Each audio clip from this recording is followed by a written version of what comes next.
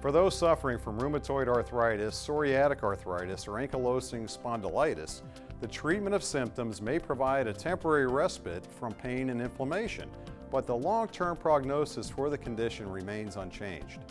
Today, thanks to advancements in biologic response modifiers, also known as BRMs, those suffering from arthritis have a viable supplemental treatment option that may help prevent progression of the disease.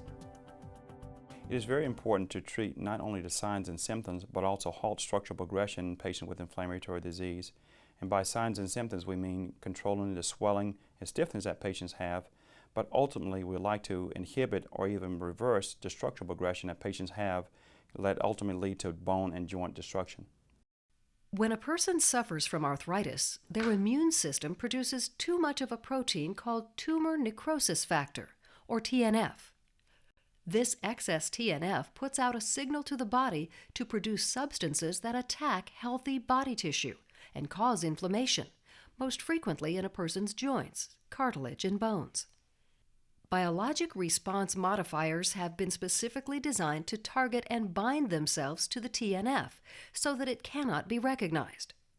If the cells do not recognize the TNF, they also do not receive the signal to release the substances that cause damage, thereby slowing the progression of the disease. There are a number of agents that have been recently approved by the FDA for the treatment of rheumatoid arthritis, psoriatic arthritis, and ankylosing spondylitis. These agents include adalimumab, infliximab, and etanercept. All of these agents target inflammatory cells and some of the products that they make in these patients with these specific diseases. The amazing thing about these drugs is that we have a very effective treatment to not only take care of the signs and symptoms of the disease, but also to halt the structural damage. And indeed, many patients receiving these agents are being close to getting into remission of their disease. It is most frequent that we use other medicines along with biologics. For example, we may use an anti-inflammatory medicine for additional effect on pain. We may use prednisone for additional impact on inflammation. However, we try to use the lowest dose of prednisone that is necessary in order to minimize side effects. It is also very common to use a DMARD, such as methotrexate, along with the biologic. We now know from studies that the best long-term outcomes in rheumatoid arthritis are achieved with a combination of a biologic plus methotrexate. Biologic response modifiers are typically administered by direct injection into the thigh or abdominal region. After proper instruction from your physician, you will be able to self-administer at home. The biologic response modifiers that are currently available can't be taken orally. They have to be given either as an injection or as an intravenous infusion. The two injections, adalimumab and etanercept, are typically given either weekly or every other week. Infliximab, which is an infusion that's given either in an office or a hospital setting, is usually given every 6 or 8 weeks. Biologic response modifiers have an established track record of success in both male and female patients of various ages.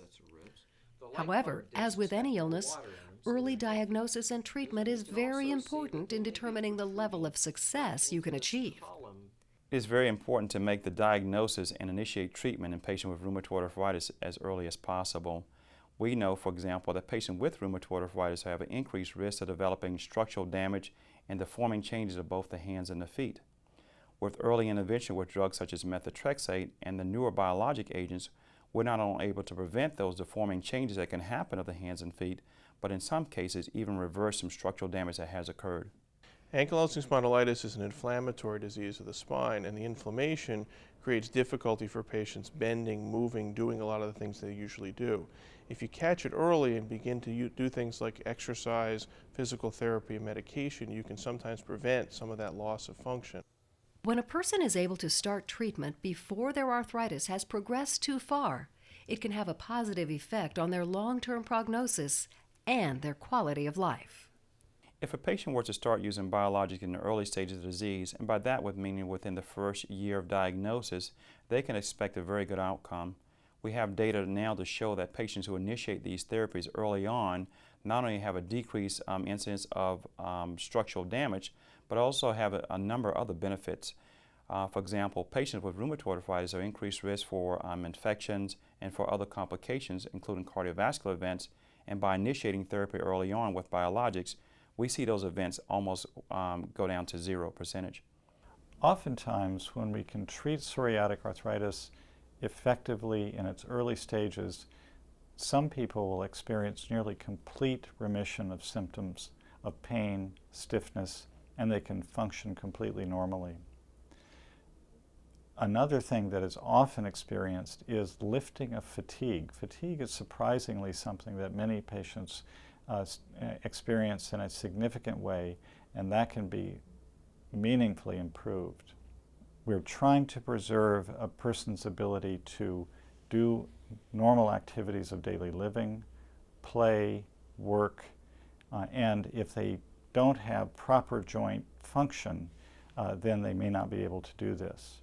One of the most frequent questions patients may ask is, what if my condition has progressed too far already?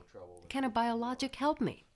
During the early stages of ankylosing spondylitis, before the disease has caused any long-term damage to the spine, patients have pain, they have stiffness, they have difficulty moving, and taking biologic response modifiers at that point can improve all of those symptoms. In the later stages of the disease, even after there may be changes to the spine and difficulty with mobility because of that, you can still get some of the improvement with pain, inflammation, and function with biologic response modifiers, even if your mobility doesn't get as good as you'd like it to get.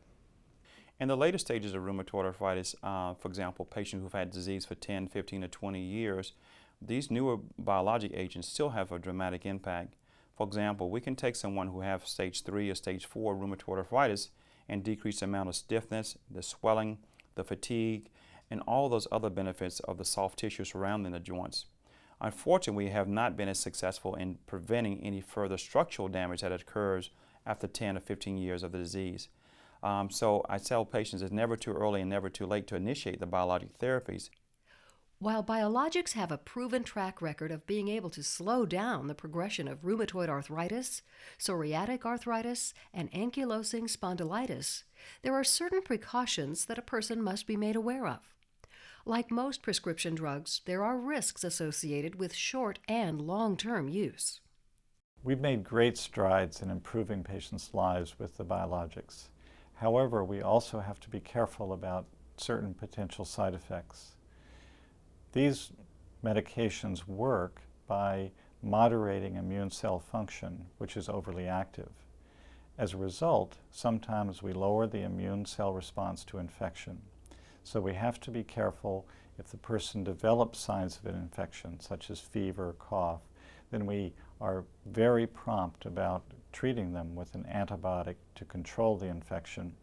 We also ask for the person to hold the medication until the infection has cleared before resuming it. So our advice to our patients is if they have any signs of infection, then it's important to contact their physician to have it adequately dealt with. We also are very careful to make sure before starting such medications that they have not had problems with exposure to unusual infections such as tuberculosis. If a patient starts to experience any of the following signs or symptoms of infection, they should contact their physician immediately. A cough that doesn't go away, fever, chills, weight loss, congestion, flu-like symptoms. In addition, you should tell your doctor if you see any signs of infection anywhere on your body. You have or suspect that you may have hepatitis B virus. You feel numbness or tingling, or if you have ever had a disease that affects your nervous system.